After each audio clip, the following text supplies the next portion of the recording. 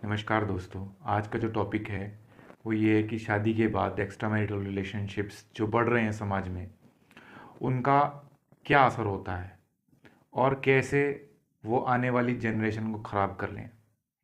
आपने बहुत सारी न्यूज़ में देखा होगा कि कैसे कुछ लोग, आम तौर पे महिलाएं, पहले तो ये चीज़ पुरुषों के बारे में ज़्यादा बदनाम थी कि एक आदमी है वो अपनी वाइफ को धोखा देता है, वो ऑफिस में जाता है, वहाँ पे जाके वो एक्स्ट्रा मैरिटल रिलेशनशिप्स करता है अपनी कलीग्स के साथ। लेकिन अब जो कहानी है वो बिल्कुल ही अलग देखने को मिल रही है।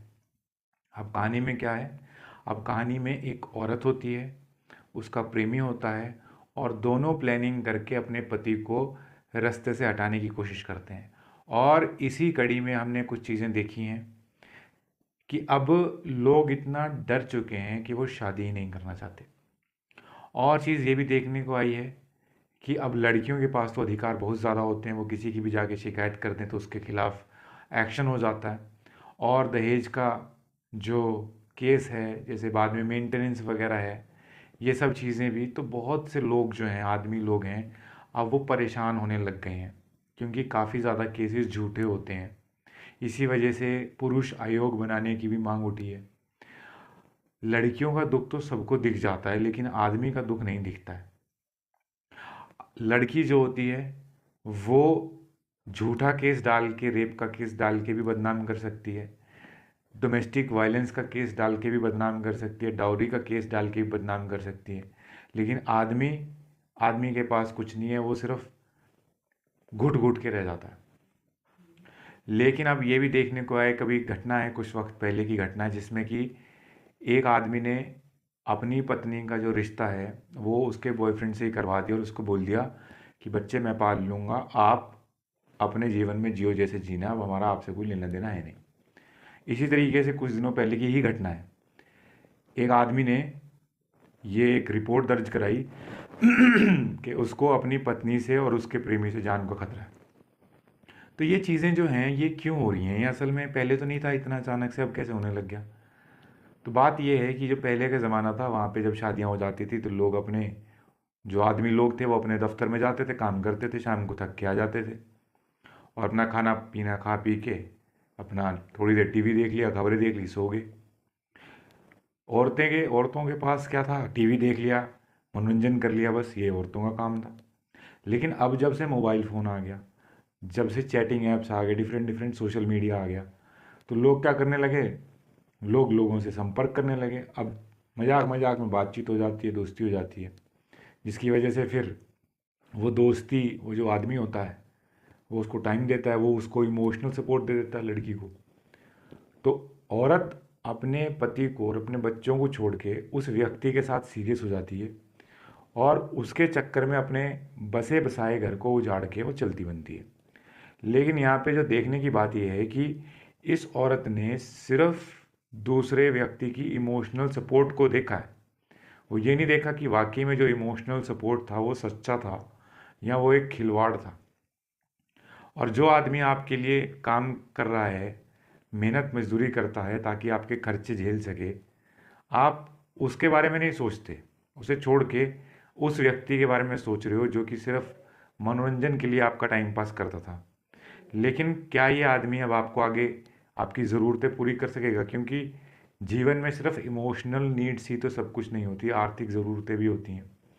तो जिस आदमी ने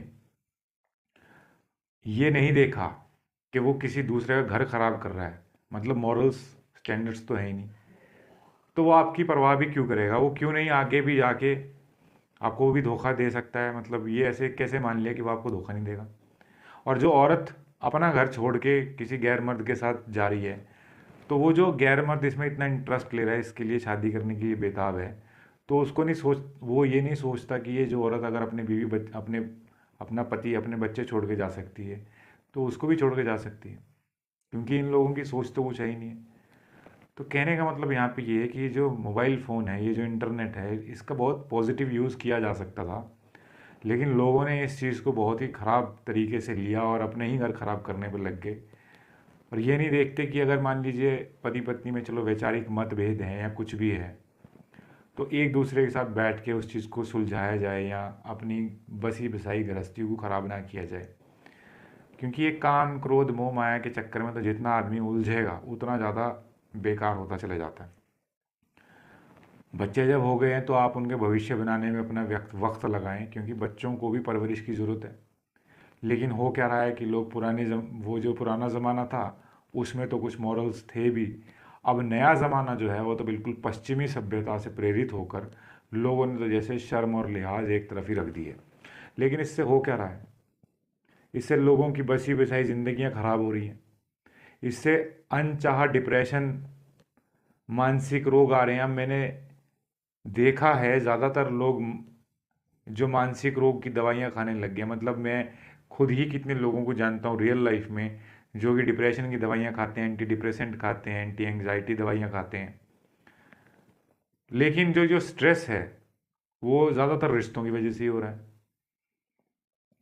नशा बहुत करने लग गए हैं लोग। दारू वगैरह क्यों पीते हैं? क्योंकि उनको ये तो समझ नहीं है कि अब उनकी प्रॉब्लम है, उसका समस्या का समाधान कैसे किया जाए।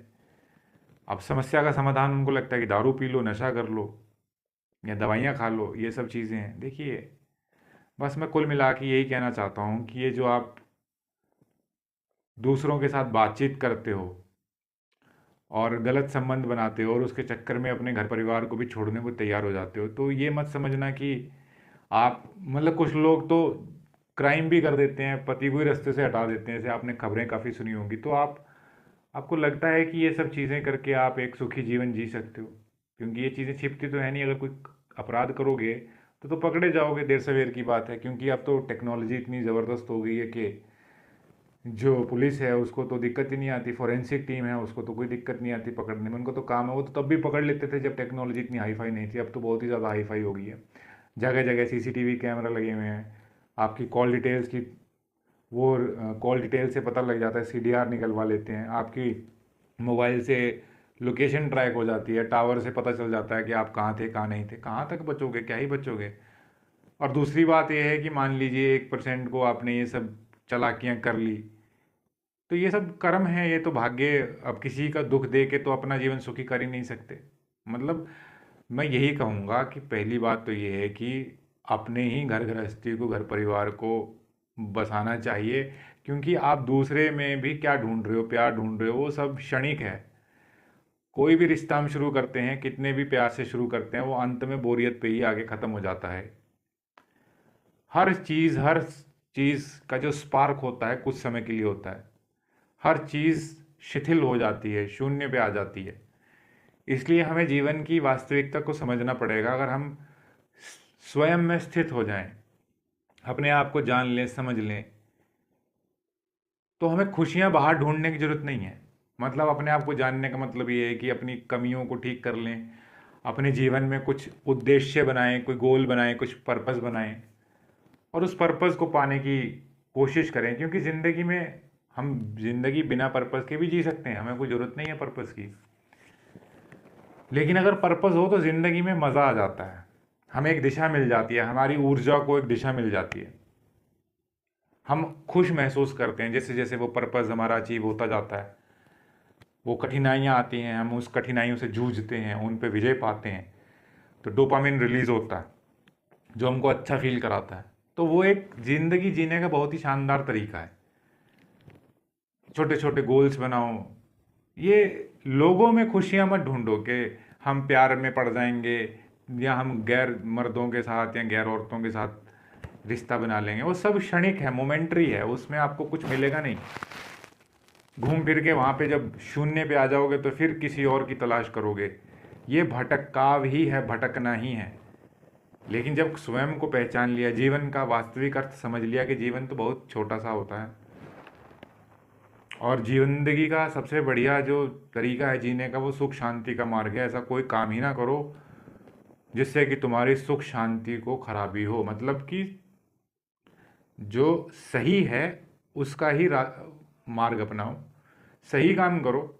चाहे फ़ायदा नुकसान, चाहे इतना फ़ायदा नहीं होता कोई दिक्कत नहीं है, पर सही का है ना, जो रिजल्ट मिलता है वो सुकून में मिलता है। गलत काम करने से आप फ़ायदा तो कमा लोगे लेकिन वो शांति नहीं मिलती।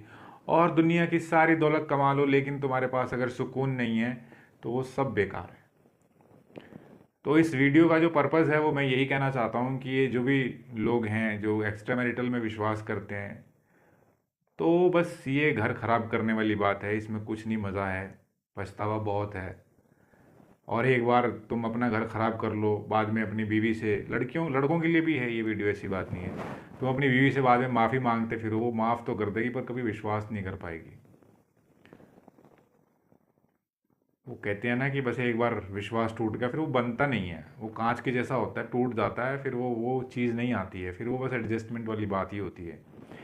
इसलिए अगर आप गलत काम कर रहे हैं तो बचें उस गलत काम से, क्योंकि गलत काम कभी ना कभी सामने आता ही है।